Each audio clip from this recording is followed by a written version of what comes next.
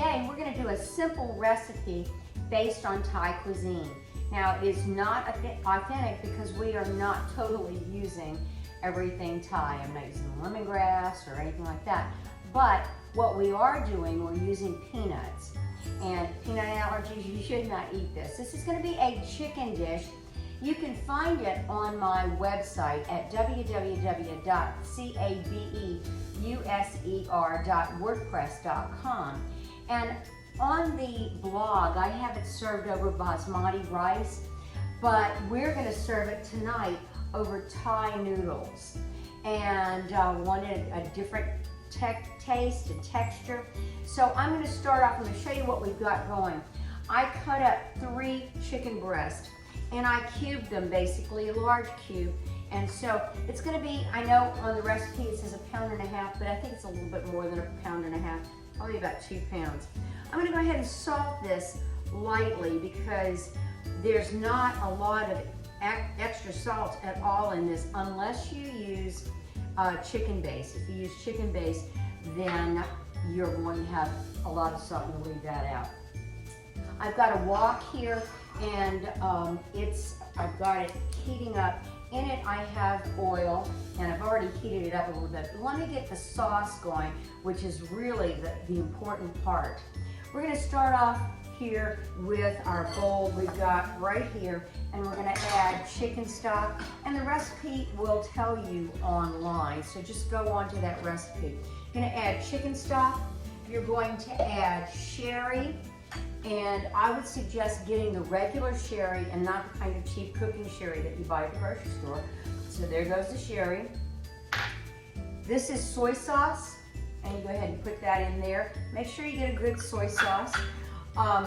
Then we're going to take crushed red peppers, it's those pepper flakes, and we're going to toss that in there.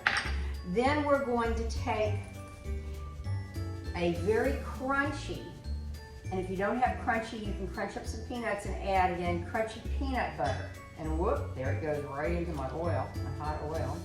So that tells me the oil's not hot enough yet. So there we go. And I'm going to bring this down here, and I think you can still see it. And then I'm going to add to this mixture cornstarch. Now heat activates the cornstarch, so I'm not really worried about it getting too thick at this point in time. You may have to add a little bit more of the chicken stock. It all depends on how thick this gets when we do cook it. I'm going to stir this up. So you want to have your chicken ready, all cubed up and ready to go. And the other thing I've got ready ahead of time, let me get this peanut out of here before I have something wild happen. The oil is hot. I have ginger, and I used my food processor and did my ginger, really minced it up very finely. I'm going to go ahead and add that in there. And then, I know you've seen my videos long enough that you know I don't always add garlic. In this one you add the garlic pretty much right away. So we're going to go ahead and add a good bit of garlic.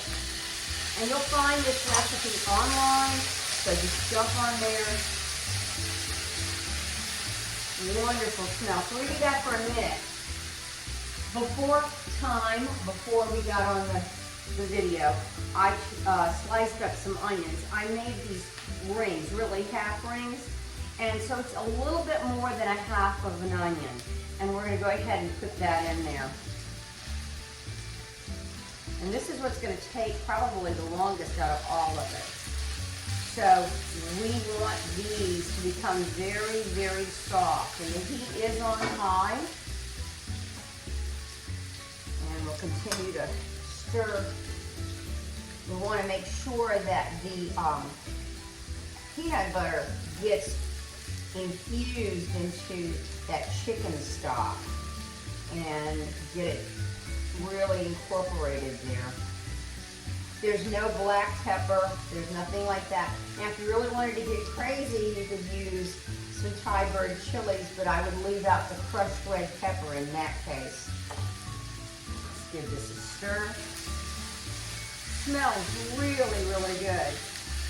You can do most of this before time and then cover it and let it sit until you get your noodles ready. Or if you're having company, I would go ahead and have the noodles done over a pot of boiling water steaming, and then you can serve it immediately.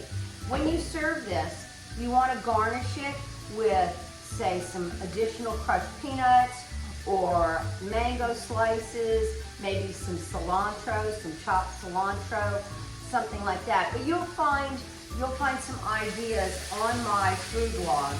Remember, always go in and like and subscribe to the food blog and to the YouTube channel. It really helps to keep the videos online. And also, of course, the food blog online.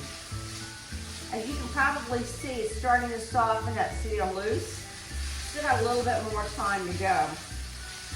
When I start to do the chicken, I'm going to do it in 2 batches. I want to make sure we get as much surface area as we can on the chicken. I want a little bit of browning on the chicken. So I'll do 1/2 of a batch. I'll do 1/2 of this, and then I'll take that out and do another batch. In a second, when this is done, I'm going to take these out, and that way add some more oil, and then that's when we'll start doing the chicken. I wish you could smell this right now. We were very fortunate when we lived in Asia. We got to go to Thailand. We went to Bangkok. I went to Bangkok twice, and then we went down to Phuket, and we went to a wonderful little restaurant that was up in the trees. It was just magnificent. That was in Phuket. And we had the best Penang curry, and we had a beautiful soup. And I still, to this day, I'm still trying to recapture those flavors. We did pretty well with the Penang curry. But give some of these new recipes a try. They're not really that hard. You can find most of the ingredients that you need at the Asian stores. There's one on Memorial up in Spring. There is a new Asian store in the Woodlands that I buy a lot of things. Down in Bel Air, there's a great Asian store. So don't think that you can't get it. Also, a lot of these products are online on Amazon.com. I get my Penang curry paste online a lot of times, or my kefir lime leaves. So don't think that you can't get it if you don't have it at your local HEB, because they may not always have what you need. So I'm going to go ahead and turn off the video here so I won't bore you with this, and I'll show you right before they're finished. Okay, we're back. That was about 3 more minutes, and you see how nice and soft these are? We're putting it right here in a bowl. Now there's going to be a lot of fond pieces at the bottom. We don't leave those pieces at the bottom because we're going to add that chicken to it. The chicken's going to pick up the flavor from those pieces. All right. All of that. Oh, it smells great. Let's get a little bit more. I'm using vegetable oil instead of peanut oil. I don't really think it's going to make much of a difference. I'm going to hit it with about a tablespoon to a tablespoon and a half. And we're going to go ahead and add the first half of the chicken.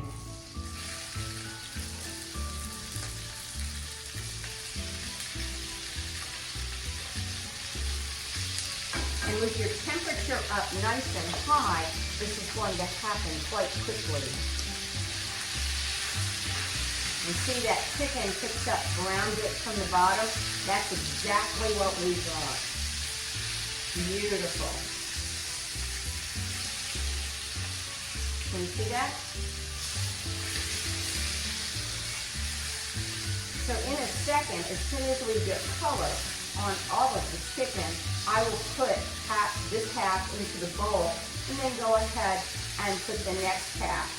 I'll turn off the video for time's sake, for your sake, so you don't have to be bored watching me do this. And I'll come right back.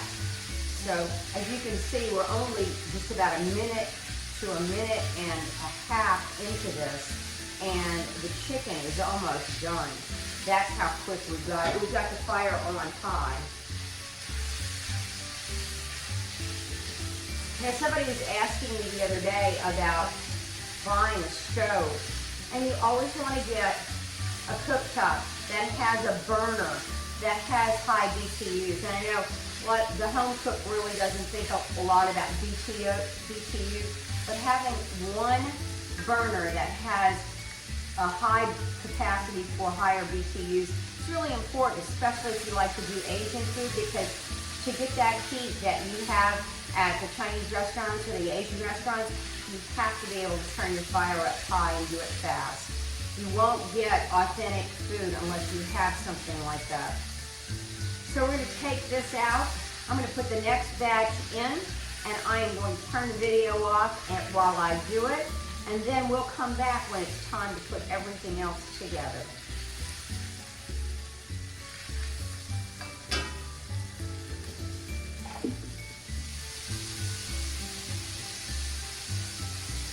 All right, we've got color. We're almost there on the second batch of chicken. I'm going to add the first batch back in. Make sure I get all those juices. I'm going to push it to the side.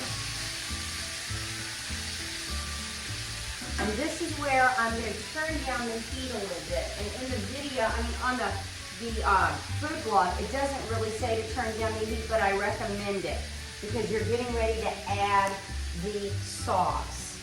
Make sure that sauce is mixed. You're going to add the sauce to the middle of the wok. You don't have to use a wok. I would use something though that you can definitely disperse the heat. Now we're going to take one of these silicone spatulas and start to stir this in. The cornstarch will start to be activated by the heat. So you'll see the sauce beginning to thicken up. That's what thickens your Asian sauces basically. There we go. Beautiful. The other thing you can do is if you want to heat your chicken stock a little bit before, you can do that. I don't recommend it, but some people hurry it, try to get it done faster.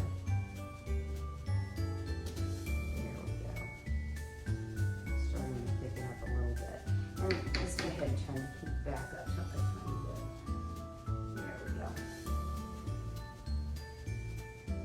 When it starts to thicken to the right texture, and you'll be able to tell, see it's running right now, it's going to have to thicken a little bit more. Then you should add your onions back in. And so your onions, the onions are nice and soft, and they're not caramelized, but they do have some brown on them, so that's good. As I said, you can make this ahead and you can get to about this point and hold off until you want to finish it. So if the kids are coming home and you want to have a hot meal for everybody, just get it up to about this point. See, it's starting to thicken up. You get it to this point and then you can finish it off when the kids get there. And like I said, you're going to want to garnish it with some peanuts or something like that on top, and serve it over either basmati rice, which I love, but tonight Mark goes, let's do some noodles. So we're doing the Thai noodles, and you can find those at the H-E-B, Thai Kitchen, stir-fried rice noodles. You can also find them at Kroger if you shop at Kroger. Now we're talking. Okay, see the thickness? We are getting there. A little bit more, and then we will add in the onions. Now, there's not a lot of color to this. Unfortunately, it's pretty brown. If you wanted some pretty color in it, what I would do is do some, stir fry some bell pepper, some red bell pepper on the side. Or the red bell pepper really will not give it much color, but it will give it, it will not give it much taste, but it will give it some pretty color. All right, so we've got thickening here. Let's go ahead and we're gonna add the onions to this. There we go. Beautiful. Incorporate those onions into the sauce. Beautiful. Okay, the sauce is thickened. You can see it now. And that's the right consistency to go directly over the noodles. So, let's give this a try. Make sure we've got enough salt and everything that we need here. Perfect. You can taste that sherry, and it hits the back of your mouth. The chicken will be nice and cooked and tender, and I hope you enjoy this. I'll take a picture of it when I go to serve it, but enjoy. It's something different and it's easy. Take care. Bye.